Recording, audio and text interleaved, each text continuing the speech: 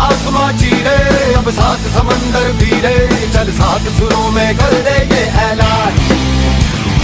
हिम्मत है तो रोको और जुर्रत है तो मानो, रे आज हथेली रे रखती है जान। खून में तेरे मिट्टी, मिट्टी में तेरा खून, खून में तेरे मिट्टी, मिट्टी में तेरा खून। ऊपर अल्लाह नीचे धरती, बीच में तेरा जुनून रे सुल्तान। Good evening. आज हम आप लोगों को डिटरमिनेंट के कुछ और प्रॉपर्टीजों पर हम लोग विचार करने वाले हैं। जैसे पिछले क्लास में हम लोग पढ़ चुके हैं, डिटरमिनेंट के 4 प्रॉपर्टीजों पर हम लोग विचार किए थे। वो 4 प्रॉपर्टीज आपके इस प्रकार हैं। जैसे पहला प्रॉपर्टी हम लोग पढ़े थे, अगर किसी डिटरमिनेंट के पूरे रो को कॉलम में कन्वर्ट कर दिया जाए, डिटरमिनेंट के वैल्यू में कोई चेंजिंग नहीं होते हैं। सेकेंड प्रॉपर्टी हम लोग पढ़े थे, अगर किसी डिटरमिनेंट के कोई भी 2 रो या 2 कॉलम को आपस में इंटरचेंज किया जाए, डिटरमिनेंट के वैल्यू में कोई चेंजिंग नहीं होते हैं, लेकिन साइन क्या हो जाते हैं, चेंज हो जाते हैं। थर्ड प्रॉपर्टी हम लोग पढ़े, अगर किसी डिटरमिनेंट के कोई भी 2 रो या 2 कॉलम के सभी सदस्य अगर सेम है, तो उस डिटरमिनेंट के वैल्यू क्या होंगे, हीरो होंगे, 0 होंगे।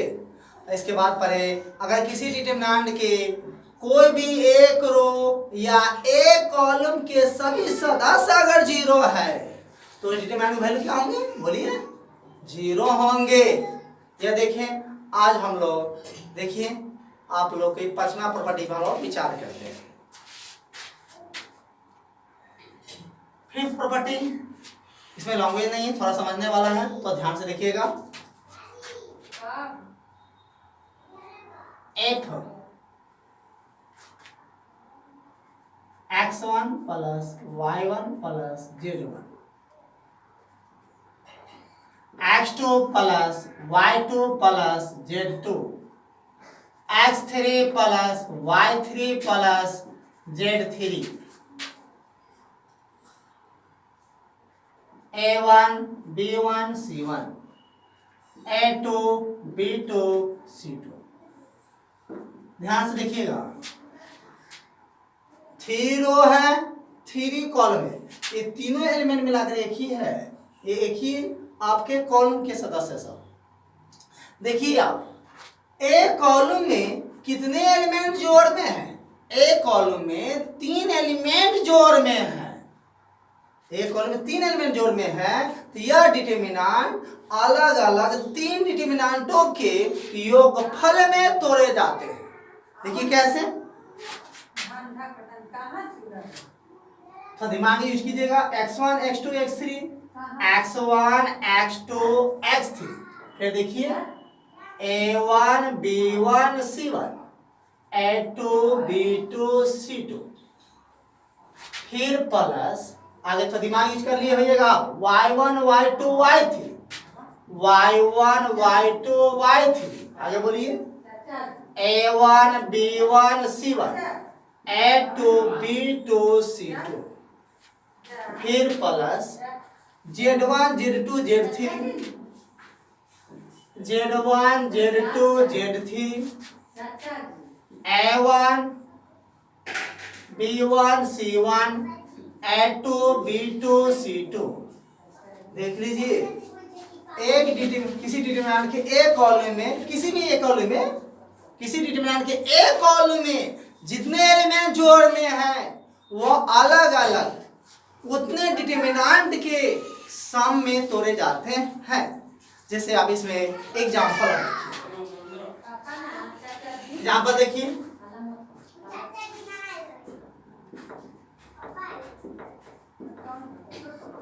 prove that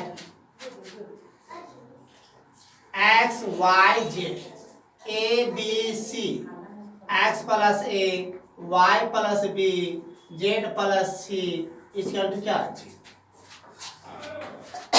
यह हो गया। यहाँ पे क्वेश्चन है, अब इसका सॉल्यूशन देखिए। LHS x y z a b c X plus A, Y plus B, Z plus C. अब देखिए थर्ड कॉलम में कितने एलिमेंट जोड़ में है? 2 एलिमेंट जोड़ में है, तो ये अलग कितने डिटरमिनेंट में तोड़ेंगे? हम इसको 2 डिटरमिनेंट के ऊपर में तोड़ेंगे। जैसे देख लीजिए कैसे तोड़ेंगे, X Y Z A B C, X Y Z plus X Y Z A B C, A B C. आप देखिए, हाँ याद रखिए, जब भी जीरो लाना हो डिटरमिनेंट में तो माइनस 2 प्रॉपर्टी डिटरमिनेंट के याद आना चाहिए। आप पढ़े में अगर किसी डिटरमिनेंट के कोई भी 2 रो या 2 कॉलम के सभी सदस्य अगर सेम है तो डिटरमिनेंट का वैल्यू क्या होगा? 0 होगा।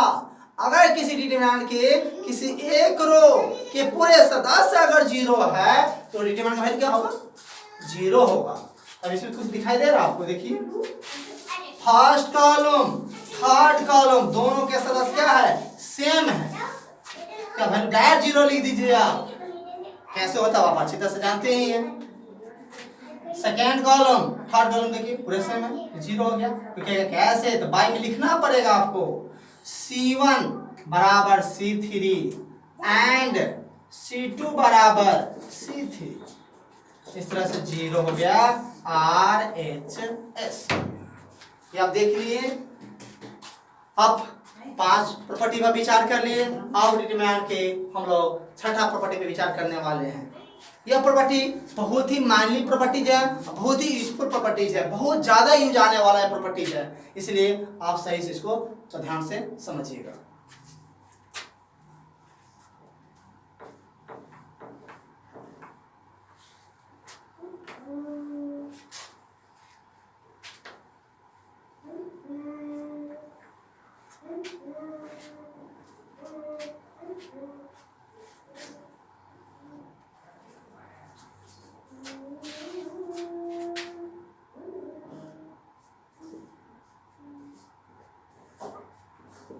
प्रॉपर्टी 6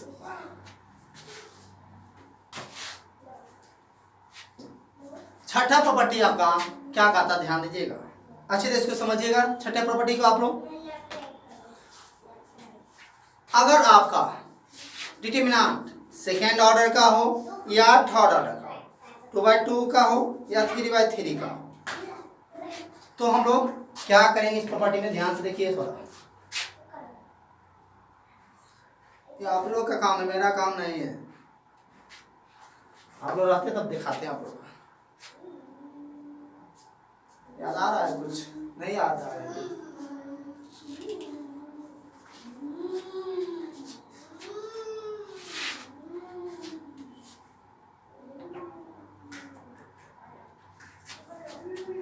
छठा प्रॉपर्टी देखिए क्या कहता है। पहले हम लोग इस पर 3 से 4 मिनट अच्छी तरह से इसको हम लोग समझते हैं। इसके बाद हम आपको लिख कर समझाएंगे, इसको एग्जाम्पल के माध्यम से समझाएंगे कि यह प्रॉपर्टी है क्या।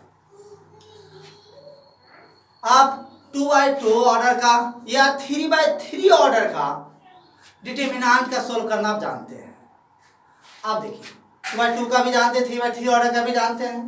अब यह भी जानते हैं अगर किसी मैट्रिक्स में हम डिटरमिनेंट पढ़ रहे हैं तो सिर्फ यहाँ पर मैट्रिक्स में जब बात करेंगे तो स्क्वायर मैट्रिक्स पर ही भी विचार करेंगे, और अगर किसी मैट्रिक्स में हम लोग विचार नहीं करेंगे, बिल्कुल माइंड में लाएंगे भी नहीं, तब पाप लगेगा आपको। ये बात याद रखिएगा। हम लोग सिर्फ यहाँ पर हम लोग स्क्वायर मैट्रिक्स में ही विचार करेंगे। हम लोग मान लेते हैं अगर 2/2 ऑर्डर का कोई मैट्रिक्स है, मतलब स्क्वायर मैट्रिक्स है, या 3/3 ऑर्डर का कोई स्क्वायर मैट्रिक्स है, तो मैट्रिक्स में आप किसी कांस्टेंट से, नॉन जीरो कांस्टेंट से अगर आप मल्टीप्लाई करते हैं, अब मैट्रिक्स में क्या करते हैं? पूरे रो में मल्टीप्लाई कर देते हैं या पूरे कॉलम में मल्टीप्लाई कर देते हैं? यही नहीं करते हैं? या पूरे एलिमेंट में बोलिए कर देते हैं। या 3/3 ऑर्डर का भी अगर आपका मैट्रिक्स है, किसी कांस्टेंट से अगर मल्टीप्लाई करते हैं, पूरे रो में कर दीजिए या पूरे कॉलम में, अगर 3 रो है तो तीनों रो में, तीनों को बात वही पड़ता है, या पूरे एलिमेंट में मल्टीप्लाई कर देते हैं, करते हैं। लेकिन बाबू यहाँ पर डिटरमिनेंट में ऐसा रूल नहीं है। हम डिटरमिनेंट में किसी कांस्टेंट से अगर गुना करते हैं, किसी नॉन जीरो क्वांटिटी से मल्टीप्लाई करते हैं डिटरमिनेंट में, तो आप किसी एक रो या एक कॉलम में ही कर सकते हैं, फिर भी इसका जो वैल्यू होगा पहले वाला के वैल्यू से उतना गुना बढ़ जाएगा। फिर से सुनिए, मैट्रिक्स में किसी कांस्टेंट से अगर मल्टीप्लाई करते हैं, किसी नॉन जीरो कांस्टेंट से अगर मल्टीप्लाई करते हैं आप, तो उसके पूरे रो में या पूरे कॉलम में मल्टीप्लाई करते हैं। लेकिन डिटरमिनेंट में ऐसा नहीं है। अगर डिटरमिनेंट में अगर हम किसी कांस्टेंट से, नॉन जीरो कांस्टेंट से अगर हम मल्टीप्लाई करते हैं, तो आपके उस कांस्टेंट से आपको किसी एक रो में, किसी भी एक रो में सोच लीजिए, या किसी भी एक कॉलम में ही गुना कर सकते हैं, किसी एक रो में या एक कॉलम में मल्टीप्लाई कर सकते हैं, फिर भी उसका वैल्यू पहले वाला के वैल्यू से उतना गुना बढ़ जाता है। मान लीजिए कोई भी 3/3 ऑर्डर का कोई मैट्रिक्स है, 3/3 ऑर्डर का कोई माइंड में कल्पना कीजिएगा, थोड़ा बोलो उस बात पर कल्पना कीजिए। 3/3 ऑर्डर कोई मैट्रिक्स है, 3/3 का थर्ड ऑर्डर का कोई मैट्रिक्स है। अब मान लीजिए उसको के से गुना करते हैं, के से गुना करते हैं, तो के से गुना करते हैं क्या होगा, तीनों रो में किया गया होगा या तीनों कॉलम में किया गया होगा।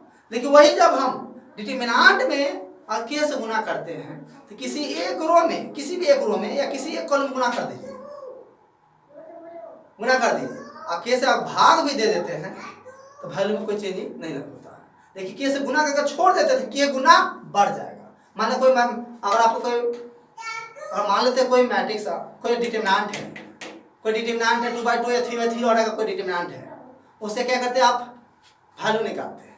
वैल्यू निकाल लिए, मान लो उसका वैल्यू आया 10 आया, और उसी में आप क्या करते हैं, 2 से मल्टीप्लाई करते हैं। 2 सब किसी एक रो में या किसी एक कॉलम में कर दीजिए। उसके बाद अब इसका वैल्यू निकालिए, इसका वैल्यू क्या आ जाएगा, 20 आएगा। किए आप किसी एक रो या एक कॉलम में किए, फिर भी वैल्यू क्या आया आपका, वैल्यू उसके वैल्यू से इसका वैल्यू क्या है, 2 गुना आ गया। हम आपको एग्जांपल लेके समझाएंगे। मतलब मैट्रिक्स में किसी एक कांस्टेंट से गुना करते हैं तो पूरे रो या पूरे कॉलम गुना करते हैं, लेकिन डिटरमिनेंट में किसी अगर एक कांस्टेंट से मल्टीप्लाई करेंगे तो किसी एक रो में या एक कॉलम में गुना करेंगे। अलग 3/3 का तीनों वाला एलिमेंट से तीनों वाला अलग कर लीजिए, तब फिर तीनों में तीनों से क्या करना होगा, भाग भी कर दीजिए, तो वैल्यू कोई चेंज नहीं होगा। भाग नहीं करते तो उतना गुना क्या होगा, फिर अगर वैल्यू बढ़ जाएगा। आप फिर से एक देखिए, मान लीजिए 3/3 का कोई मैट्रिक्स, 3/3 ऑर्डर का मैट्रिक्स है। एक मिनट पीछे चलते हैं। अब डिटरमिनेंट में किसी कांस्टेंट से गुना कीजिएगा तो एक रो में या एक कॉलम में ही कीजिएगा। तो डिटरमिनेंट में अगर कोई एलिमेंट कॉमन लेना होगा तो क्या कीजिएगा, मल्टीप्लाई कीजिएगा एक एलिमेंट से, किसी कांस्टेंट से किसी एक रो में एक कॉलम में, तो कॉमन भी लेना पड़ेगा डिटरमिनेंट में। तो किसी एक रो के, किसी एक रो या एक कॉलम में पूरे कॉमन आने वाला होगा तभी कॉमन आएगा, नहीं तो नहीं आएगा। मैट्रिक्स में गुना करते किसी कांस्टेंट से तो पूरे रो या पूरे कॉलम में, लेकिन डिटरमिनेंट में जब गुना करते हैं तो किसी एक रो में एक कॉलम में गुना करते हैं, और वही कॉमन लेना पड़ेगा। तो किसी एक पूरे रो में, एक पूरे कॉलम में कॉमन आने वाला होगा कोई सदस्य, तभी कॉमन आएगा, अन्यथा नहीं आएगा। मतलब इसका रूल कहता है, if any non zero quantity be multiply in any row और column of a determinant, then value of determinant will be k times. मतलब कैसे गुना किए तो k times. If any non zero quantity that is k be multiply, या divide भी हो सकता है, राइट, इन एनी रो और column of a determinant, then value of determinant will be k times, k गुना क्या होगा, बढ़ जाएगा। फिर से एक बार चलते हैं। कोई मैट्रिक्स है, मान लो 3/3 ऑर्डर का कोई मैट्रिक्स है, तो ध्यान से देखिएगा। 3/3 ऑर्डर कोई मैट्रिक्स है, k से गुना किए, k से गुना किए तो क्या हुआ, k क्या हुआ, तीनों में चला गया, तीनों रो में चला गया, या तीनों कॉलम में कहीं आप चला गया।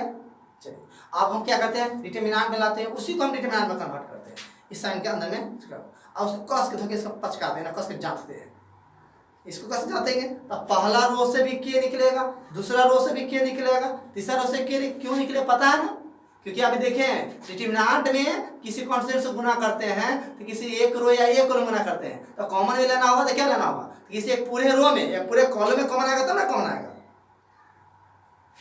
3 बाई 3 ऑर्डर का कोई मैट्रिक्स से कैसे गुना किया तो तीनों रो में या तीनों कॉलम में चला गया। अब वही डिटरमिनेंट मिलाते हैं कस के जाते बुल से पहला रो से भी क्या निकलेगा, दूसरा रो से भी क्या निकलेगा, तीसरा रो से भी क्या निकलेगा, या पहला कॉलम से बोल सकते हैं, दूसरा कॉलम से बोल सकते हैं, तीसरा कॉलम से क्या निकलेगा, के बाहर निकला क्या हो के क्यू, और जो पहले वाला बचेगा वो ये हो गया। मान लेते हैं अगर मान लो कोई मैट्रिक्स है, ठीक है 3 ऑर्डर का है। अब मान लेते हैं आप 2 से मल्टीप्लाई करते हैं मैट्रिक्स में, तो 2 क्या तीनों रो में गया होगा और वही डिटरमिनेंट में आएगा। तो पहला रो से भी 2, दूसरा रो से भी 2, तीसरा रो से 2, क्या होगा 2 के बराबर 3, 2 के बराबर 3 कॉमन आएगा, 8 कॉमन आ जाएगा, फिर जो बचेगा वो पहला। अब मान लेते 3 से गुना करते हैं, ठीक है 3 ऑर्डर का मैट्रिक्स है, कर देते हैं 3 से गुना करते फिर इसमें क्या डिटरमिनेंट में लाते हैं, क्या होगा पहला रो से भी 3 कॉमन आएगा, दूसरा में से 3, चौथा रो से भी 3, सॉरी तीसरा रो से 3, तो 3 कितना होगा 27 और ये जो बचेगा वो जो बच जाएगा वो आ जाएगा। इसी तरह से अगर आप के से मल्टीप्लाई के क्यू हो जाएगा।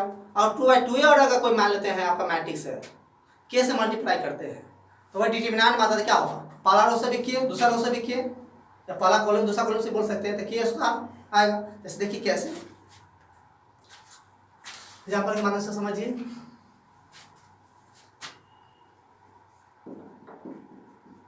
एफ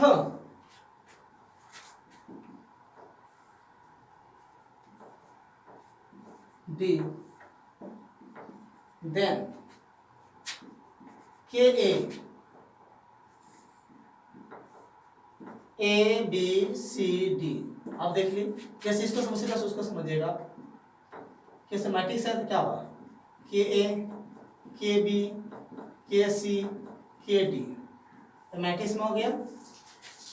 अब इसमें क्या करते हैं और के से अब क्या करते हैं, अब इसमें क्या करते हैं हम लोग डिटरमिनेंट बनाते हैं। के ए का डिटरमिनेंट के बी के सी के डी, क्या हो गया।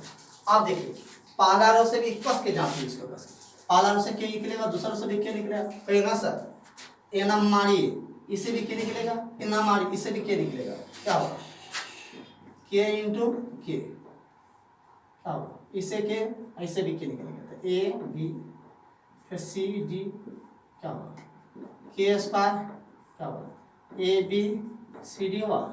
और इसी को अगर मान लेते ए है तो इसी का क्या डिटरमिनेंट क्या होगा के स्क्वायर, ए का डिटरमिनेंट ना हो जाएगा, के स्क्वायर ए का डिटरमिनेंट हो जाएगा। मान लीजिए अब यहीं पर अगर आप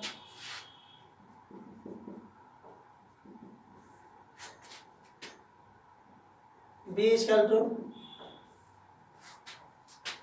x1 y1 z1 x2 y2 z2 x3 y3 z3,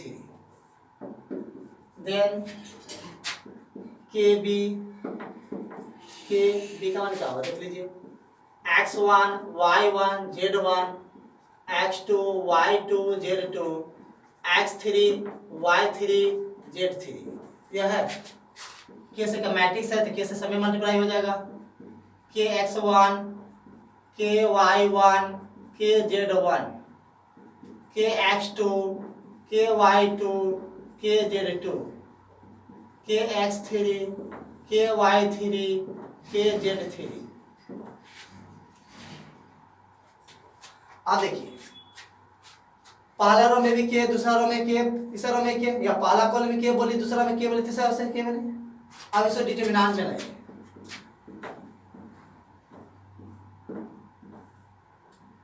के x1 के y1 के z1 के x2 के y2 के z2 के x3 के y3 के z3 आ गया।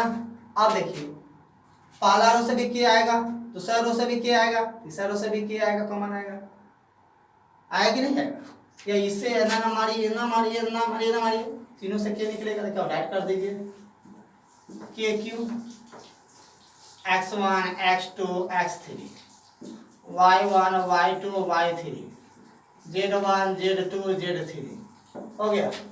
ये क्या है b का वैल्यू है, इसी को b का डिटरमिनेंट कर देते हैं, यहाँ पर साइन सिर्फ चेंज हो जाएगा, तो क्या आ जाएगा के क्यू b का डिटरमिनेंट होगा या नहीं होगा, ये देख लीजिए। मतलब मैट्रिक्स है। और इसी में अगर हम ऐसे क्या किए यहाँ पर हम गुना किए, यहाँ भाग भी देते कुछ नहीं, जैसे अब अगला एक अंक वाले एग्जाम्पल से हम क्या करते देखते हैं। और दूसरा एग्जाम्पल देखिए,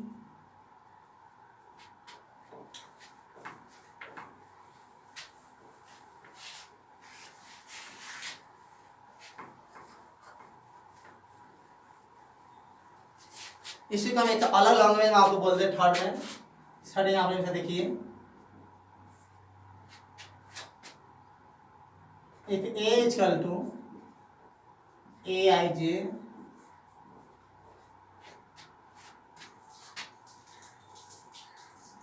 n order square matrix, so इसीलिए K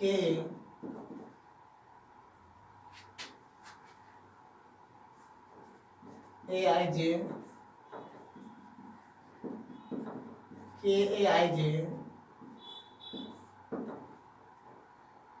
n बाय n। अब इसको क्या करते हैं, अब डिटरमिनेंट में लाइएगा, मतलब n रो है और n कॉलम है, तो k भी क्या होगा मैट्रिक्स में, एनो रो में एनो कॉलम में गुना हुआ होगा, इसलिए फॉर्मा लेंगे तो क्या होगा, क्या हो के पहला रो से के, दूसरा रो से के, तीसरा रो से के, दो एन रो से भी के, पहला कॉलम से के, दूसरा कॉलम से के, तीसरा कॉलम से के, और एन रो से एन कॉलम से के, तो मतलब क्या होगा के पावर n। अब क्या बचेगा aij n बाय n, मतलब क्या होगा के पावर n, aij क्या है a का डिटरमिनेंट, समझ जाएगा। इसीलिए यहाँ पर के ए अब के पावर ए, मतलब यह देखना है आपको ये जो मैट्रिक्स है क्या बाय क्या का है, और ये मैट्रिक्स 2/2 का है तो के का स्क्वायर ए का डिटरमिनेंट, अगर ये मैट्रिक्स 3/3 है 3/3 का है तो क्या होगा के का पावर 3 ए का डिटरमिनेंट, और मान लीजिए मैट्रिक्स 4/4 का है के का पावर 4 ए का डिटरमिनेंट हो जाएगा। ध्यान से देखिएगा थोड़ा, इसमें आप अंक के माध्यम से देखिए आप,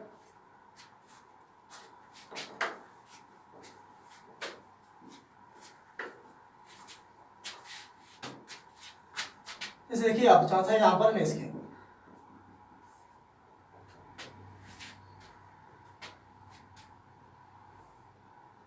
2 है, -3 है, 4 है, 5 है, ये देख लिए आप।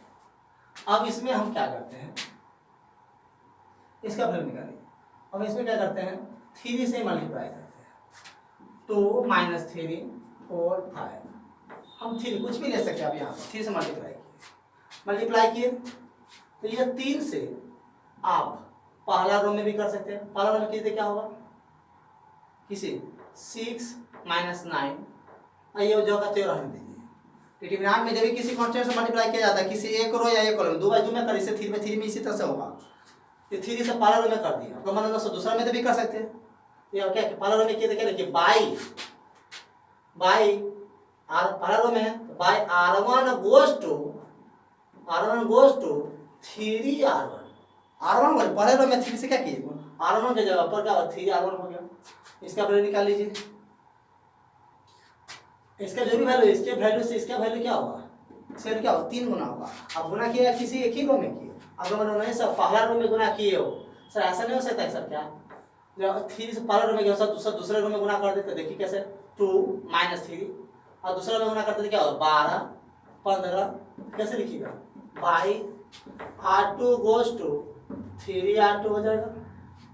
इसका वैल्यू निकालिए, इसका वैल्यू निकले वैल्यू क्या 3 गुना 3 में पहला रो में या इसमें क्या दूसरा में वैल्यू वही बात वही होगा, वैल्यू उसमें दोनों वैल्यू में कोई चेंजिंग नहीं होगा। अब हमारा माना है सर ये 3 से हम पहला कॉलम में गुना करते हैं, तो देखिए 6 12 -3 5, कैसे किए आप by c1 goes to 3c1 की, ऐसे लिखिए। तो नहीं सर हम तीसरा कॉलम में सर दूसरा कॉलम गुना करना चाहते थे, देखिए 2 4 -9 15, तो बाई क्या होगा c2 गोज टू 3c2। अब इसका वैल्यू निकालिए, और इसके वैल्यू से सभी का वैल्यू क्या होगा 3 गुना क्या हो जाएगा, और इस सभी का वैल्यू क्या होगा बराबर होगा। देख लीजिए 2 × 5 10 माइनस 3 इंटू 4 माइनस 12, बीच में माइनस प्लस 12 हो जाएगा 22। और इसका 22 है, इसका क्या 66 होगा। देख लीजिए जाता है कि 6 इंटू 5 30 माइनस 9 इंटू 4 तो माइनस 36, बीच में माइनस तो प्लस 36 क्या होगा 66 हुआ या नहीं हुआ, हुआ या नहीं। देखिए इसका वैल्यू क्या 3 गुना है। अब इसमें देखिए 30 माइनस 3 इंटू 12 तो माइनस 36, बीच में माइनस प्लस 36। देखिए 66 है या नहीं। 6 इंटू 5 30 माइनस 3 इंटू 12 माइनस 36, बीच में माइनस प्लस 36 क्या होगा 66 है या नहीं है। 2 इंटू 15 30 9 इंटू 4 तो माइनस 36, बीच में माइनस प्लस 36 क्या होगा 66 है या नहीं है। इसका वैल्यू बराबर भी है। मतलब यह हुआ किसी डिटरमिनेंट में अगर किसी नॉन जीरो कांस्टेंट से मल्टीप्लाई करते हैं तो किसी एक रो या एक कॉलम कर देते हैं, वैल्यू में कोई चेंजिंग नहीं होता। फिर भी वैल्यू उसके वैल्यू से पहला वाला वैल्यू से उतना गुना क्या होता है बढ़ जाता है। भाग भी दे देते हैं तो कोई चेंजिंग नहीं होता। यह हुआ एक और एग्जाम्पल इसके हम देखते हैं इसी पर।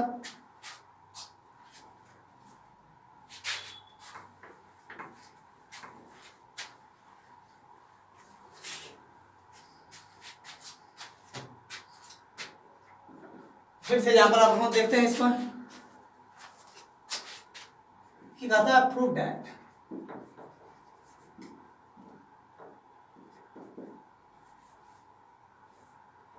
टू 3 5 7 8 9 65 75 86 बराबर।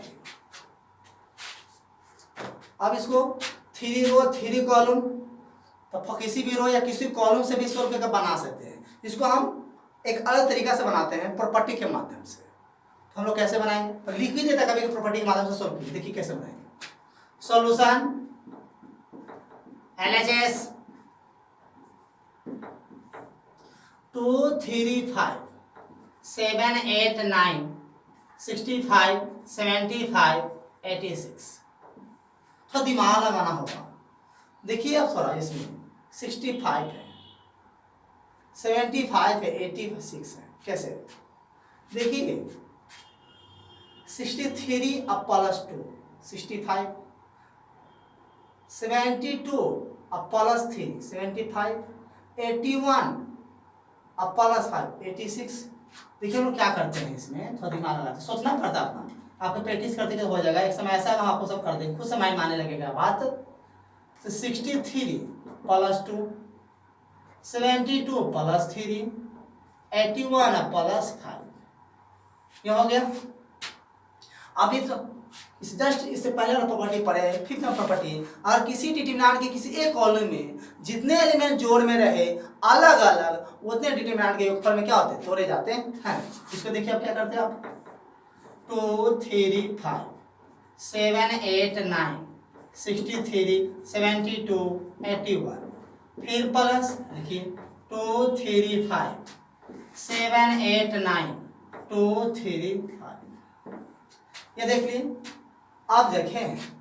अब देखिए यहाँ पर 63 है 72 है 81 है। इसमें क्या कॉमन है 9 कॉमन है। देखिए इस कॉलम में थर्ड कॉलम में क्या कॉमन है 9 का 9 7 जा 9 8 जा 9 9 जा। इसमें क्या करते हैं 9 हम कॉमन लेते हैं।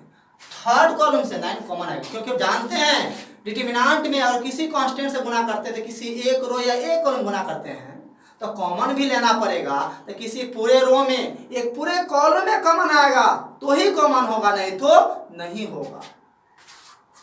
तो 2 3 5 7 8 9 क्या हुआ यहाँ पर 9 कॉमन ले लिया 7 8 9 प्लस ये 0 हो गया। कोई सर ये 0 कैसे कर दी आप जस्ट पढ़े हैं।